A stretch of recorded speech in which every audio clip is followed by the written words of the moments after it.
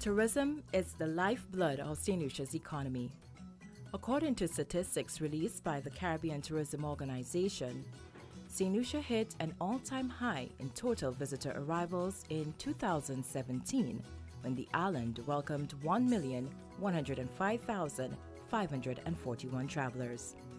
The 2018 World Travel and Tourism Council noted that the total contribution of travel and tourism to St. Lucia's GDP was $1,681,000,000 EC dollars, or 41.8% of gross domestic product in 2017, and is forecasted to rise by 5.1% in 2018.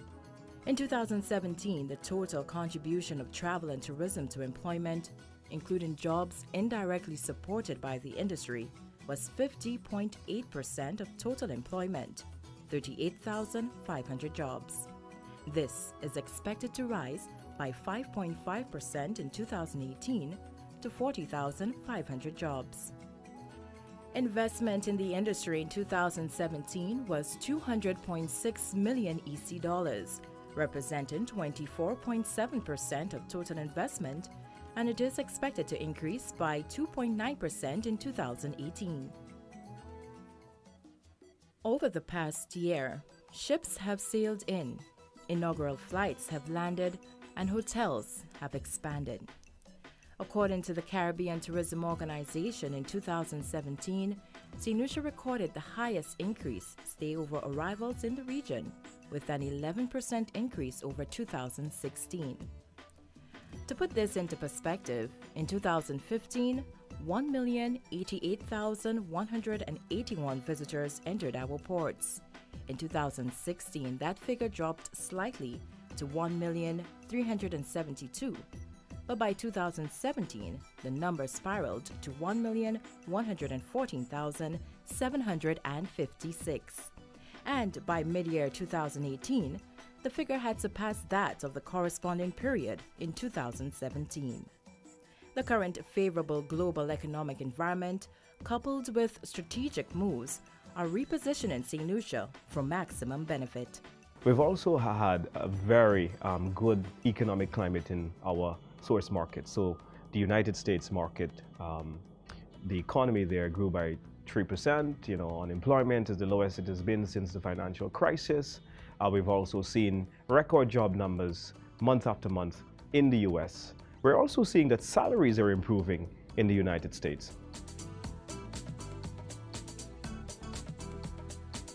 There has been an increase, and we acknowledge the increase. What that has meant for our members is that it's increased profitability.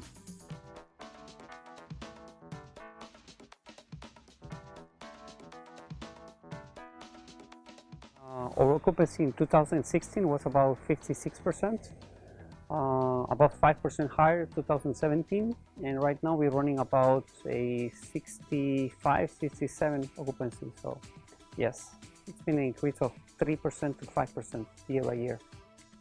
2016 to 2017, overall, our numbers were actually flat. However, there has been significant increases from winter of 2017 versus winter of 2018.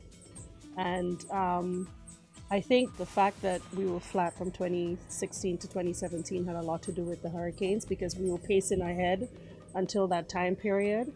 However, with, I think, the St. Lucia Tourism Authority's aggressive push to drive the awareness that St. Lucia is open for business during that period, and all of the winter marketing that they did, it really helped the island overall, and we saw it in our numbers for winter of 2018. St. Lucia is fast becoming the yachting destination of choice for mariners. The added value which the yachting sector brings to the island's tourism industry is evidenced by the range of employment opportunities available, economic benefits, and linkages formed with other sectors. Over the last 2 years, we have seen an increase for two reasons. One, obviously, is we welcome the Ark to St. Lucia. That in itself as an event continues to grow. This year, they've put on a third event to St. Lucia again, which is now the Ark Plus and the World Ark, which start from St. Lucia. In addition to that, we also have the increased arrivals through the ferries that have increased in numbers coming to Rodney Bay Marina, but more importantly to St. Lucia. In 2016, 326,167 cruise ship passengers visited St. Lucia, and by 2017, the number had increased to 406,026, a 24.5% increase.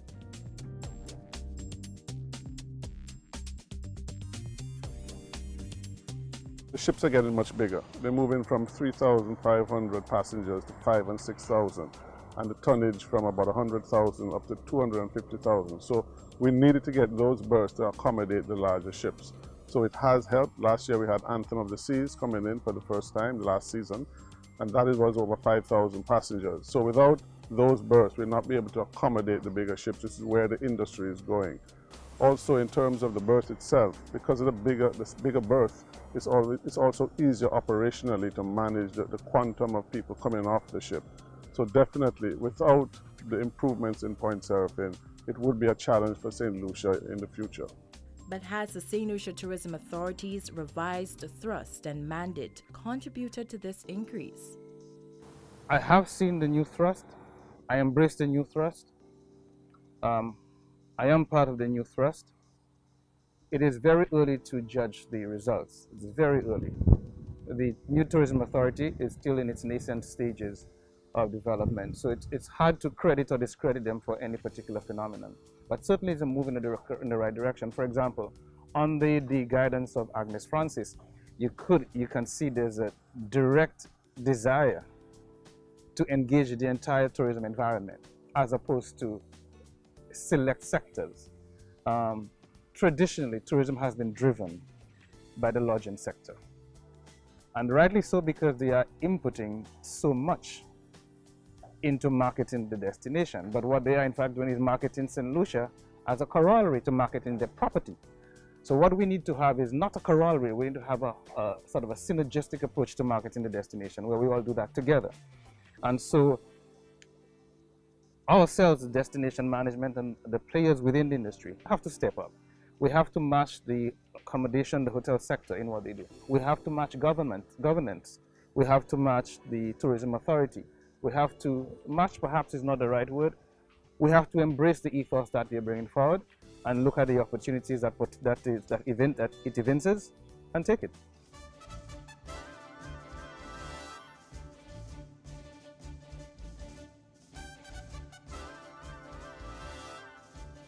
The first big accomplishment obviously was to restructure to get to the tourism authority, to get to where we are today. That was our very first big accomplishment. And since then, what we have had to do is go back into all of our global markets and have to reestablish those relationships. We had about a year where we didn't have those relationships because we were busy trying to get the business in order. And once we did that, we went out, we went to our tour operator partners, we went to our airline partners, we went to our travel agent partners, and we reestablished those relationships. We, of course, had to get our people back out into the marketplace. So we have folks in the US, the UK, Canada. Now we also have representation in the Caribbean and as well as the French Antilles. And essentially they go out and they make sure that those relationships are strong, that we are very visible in the marketplace, and that St. Lucia is always top of mind in everyone's conversation. Well, I really believe the tourism company has been doing a great job since certainly the last 2 years. After Hurricane Maria hit many of the islands, I think the tourism board has definitely starts shining outside, you know. And there's many places where there was no recognition from St. Lucia, talking about Britain, talking about markets like Canada, where right now you can see an increase in trying to obtain those customers to fly to St. Lucia. On June 1st, 2017, the government introduced an additional charge on airline tickets intended to fund the redevelopment of the Hiranor International Airport. This initiative was greeted with much criticism from industry executives, and a negative impact on visitor arrivals had been predicted. Well, what we have seen is that despite introducing the additions to the departure taxes and the introduction of an airport development tax, which collectively would have come up to about $73 in new charges at the port, we have seen an 11% increase for last year. So we're seeing a robust boom in the industry. Not only is our tax fair, but our tax is minuscule by comparison to some of the other places that we're competing with, and this is very necessary. I mean, right now we're in an area where we're probably one of the last folks to renovate our airport, to get our airport up to what the standard is expected for a destination like St. Lucia. We have phenomenal product here, and some of our luxury product is the best in the world, and so we must have an airport that matches that. So that tax will allow us to get to that place, and we're very excited about being able to do that. There is definitely a need for the expansion of the Hilura International Airport. There is definitely a need for the modernization of the processing of passengers through the international airport. Our competitors within the region have upgraded their airports. I've recently been to Antigua, and whereas a few years ago Antigua was pretty close to what VG used to be, Antigua is now world class in my opinion. And for us to be competitive, we must have a world class airport. But it was not only stayover arrivals and the cruise ship sector registering a significant increase. There was a 6% increase in visitors from the United States and a 12.7% rise in visitors from Canada. In 2016, St. Lucia welcomed 4,440 visitors from France, and this number jumped to 7,012 in 2017. And visitor arrivals from the Caribbean also increased significantly during the same period. Overall, the publicity that the island has received over the last 3 years has been very, very positive. There have been many celebrities that have come to St. Lucia, and they share content and share their experiences here with the world. I think that social media has been a major factor in the exposure that we've received and the increase in bookings. Well, the reality of our market today is that social selling is what people expect. So many people are making their decisions about what destinations they want to go to, what hotels they want to stay in, what experiences they want to have based on what they see on social media. It's about creating the experience and then documenting that on social media for people to go ahead and see and to, as a result, want to buy St. Lucia. We think that we're doing it better than anyone in the Caribbean is doing it right now. We're very excited about that. We have our Travel St. Lucia handles that run across Facebook, Instagram, all of the platforms on social media. But in addition to that, we realize that there's some low-hanging fruit in the Caribbean as well. And so we've created another set of social handles just for the Caribbean region, just to reach our folks in Martinique, in Guadeloupe, in Trinidad, in Barbados, and Antigua, and that's called Caribcation. So we have really taken social media to the next level, and we feel that we own that space in terms of social media and a destination. We won the CTO award for Best Social Media, and that was all about our Let Her Inspire You campaign.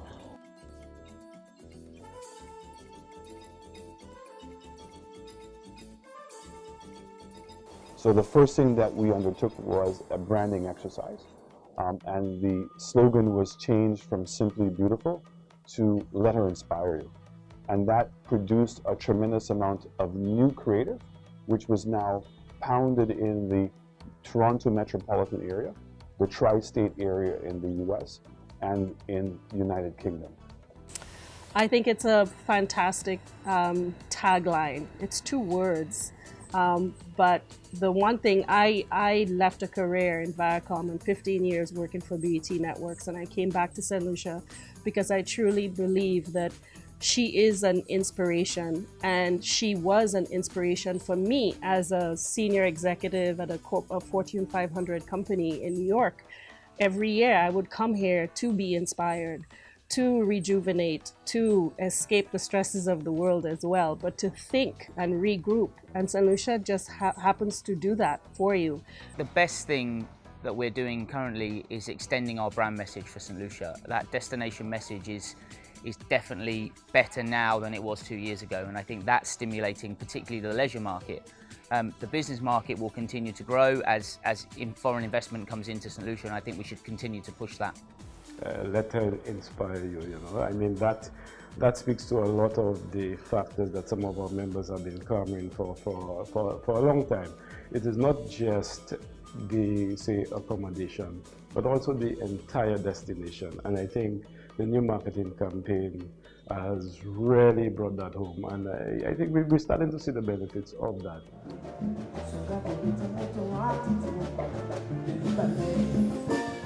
With the revision of the St. Lucia Jazz Festival to the year-long Soleil Music Festival came trepidations of reduced arrivals. Indeed, the month of May has always had high hotel occupancy levels. The statistics show that in May 2015, there were 29,658 arrivals, 29,813 in 2016, 31,436 in 2017, and the number of arrivals increased by 2.7%, 841 in 2018 to 32,277. Some members reported that that was the worst month on record, and that is normally a good month that is fueled by the Jazz Festival.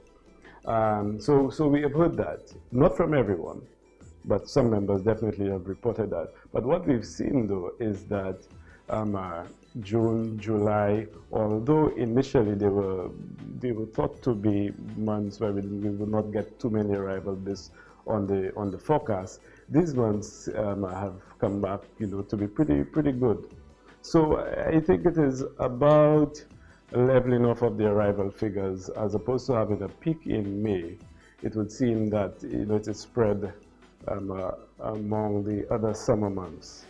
I would say what we've done is we've taken one event and we've been able to make 4 events out of that one event. We've been able to spread what was jazz essentially at a much lower cost across the entire year, because we need visitors more than just once a year for a jazz event. And quite honestly, it wasn't even drawing the type of visitors or the numbers of visitors that we would justify that type of spend that we were making.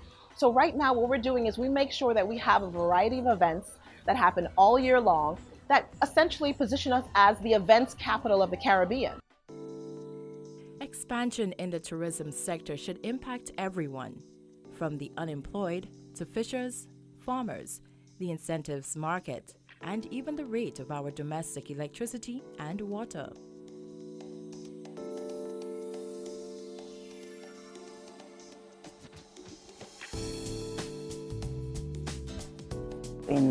About 2 years ago, our staff complement was about 35. Now we're up to 65. We're a small property, we're only 17 villas, so it's a small business, but we have had a few new hires because of the ramp up in business. In 2016, from about 105 employees to 135 now. So an increase of 30 employees more, that's 30% of your workforce just in 2 years is a lot. And that's due to the amount of guests that we have. Most of our food, I would say, is bought around locals. Our fish is everything from the fish market from Soufriere, and we buy it from there. If you go back to our food purchasing, 2016 was about $300,000 US. 2017 was about $400,000 US. And right now, middle of the year, we are already about $550,000 US. So definitely this has increased our purchase around all the local farms. The increase in tourism arrival has a positive impact on the farming sector in the area of an increase in demand for fresh produce. For the last 2 years, we've seen a great improvement in the demand for local fresh fish. Unfortunately, our local market cannot support what the market demands, and the local fishers really need to organize to make that possible.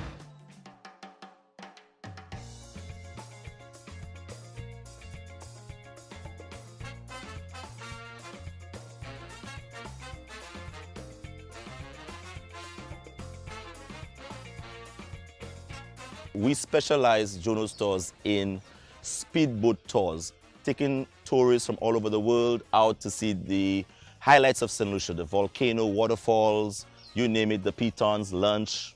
More tourists that arrive to the island, it of course will create that spillover, more employment for our locals, to of course get some more boats, more engines. So definitely we have seen that growth within this sector in the last 2 years. With the increase in numbers, you can see more taxi drivers, you can see more tours. There are times in the volcano where we have bumper tours to use the actual mud bath. And we have to wait as one tour comes in, wait for the other tour to go out. And that's why I think at this point in time, the foundation is working on building more of these mud baths, because the one or two we have is not enough to take in the influx, especially when we have hotel clients and cruise ship coming together and at the same time.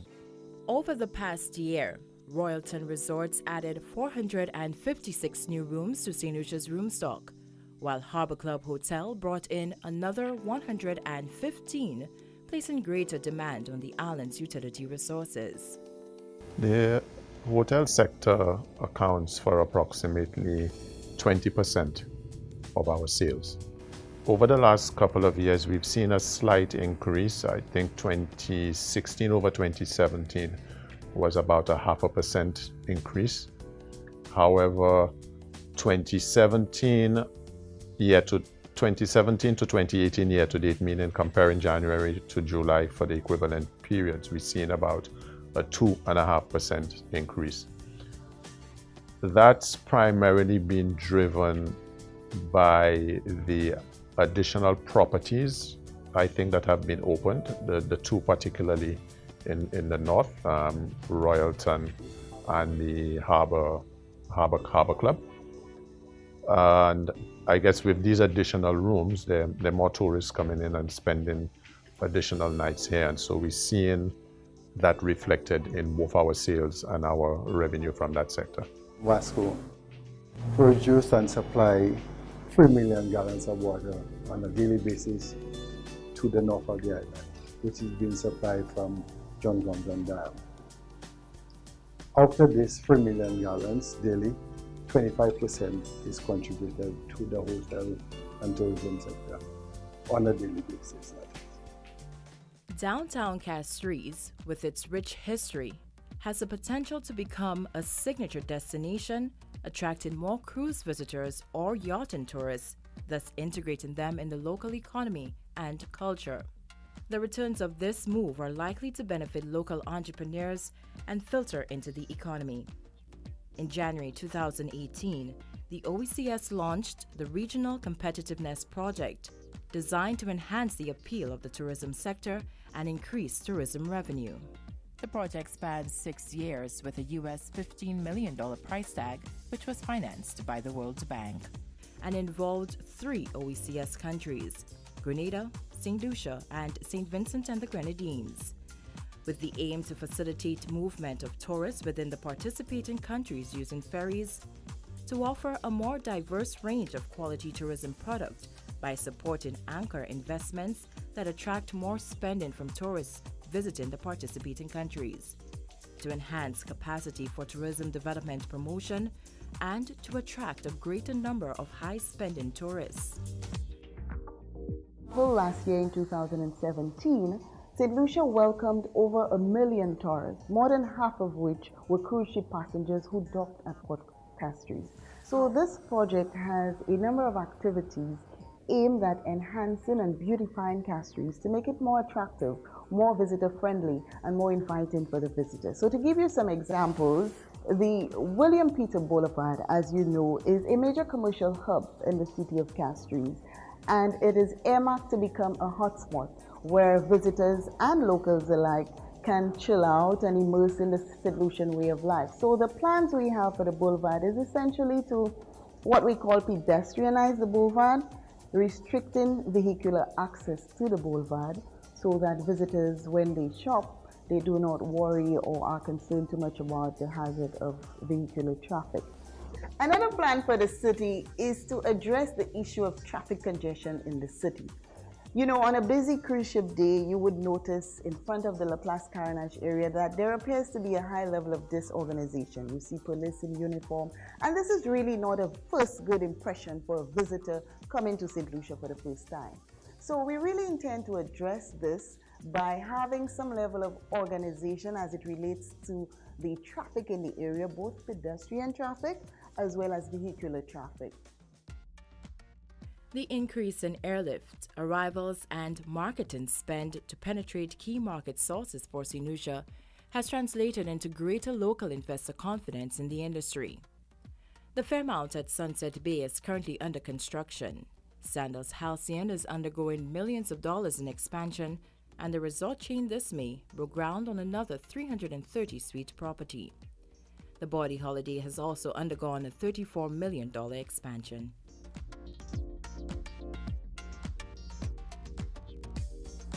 We've also seen Sandals Halcyon that has undertaken a major upgrade in the last year, where at the Halcyon property, they have spent millions of dollars and they continue with an expansion of their River Suites profile. The paradigm shift in St. Lucia's position as a formidable player in the tourism sector will be cemented as central government fine-tunes plans for the destination to use its geographic competitive advantage to become a major home port for international cruise lines. If you were to take a balloon ride and you were a mile or 2 miles above the View Fort area, what you actually would see doesn't exist many places in the Caribbean. International airport, within close proximity of your port, with flat land and over 10,000 acres of land that's actually owned by the government. And so what it really cried out for was for a master plan for the South. So we're putting in the horse racing track, we're adding room capacity, but the crown jewel is in putting a home port facility. The new home port ships that are coming down to this part of the world are actually doubling in size. So the convenience of having a home port within a mile of the international airport gives St. Lucia a unique selling feature. There's nowhere else in the Southern Caribbean where anybody can emulate that. Every single home port is 45 minutes to an hour away from where the international airport. And the logistics of now carrying twice as many people from the airport to the cruise ship makes it very difficult. So this is a huge opportunity for us. Home porting comes with about 60% of the passengers who are coming to home port are going to do pre and post visits. They're going to spend 2-3 nights before they get on the ship or 2-3 nights after they get off the ship. So it's going to create a greater experience and more economic benefit to us versus ships that are just coming for a day excursion. Many people are still skeptical as to whether in fact we can fulfill this home port facility. There's 22 new ships coming on stream. So ports are becoming more valuable every day. There is a very clear need because of the logistical advantage of being in proximity of the airport. We have already worked out the financial model, and so there already is an agreement with a major cruise company to proceed with this port. The continued growth of the industry necessitated the inclusion of all sectors. It required embracing novel approaches to age-old challenges, innovative marketing strategies, improvement to unique sites, capitalizing on and expansion of tours, and generally ensuring that all who fed the sector benefited.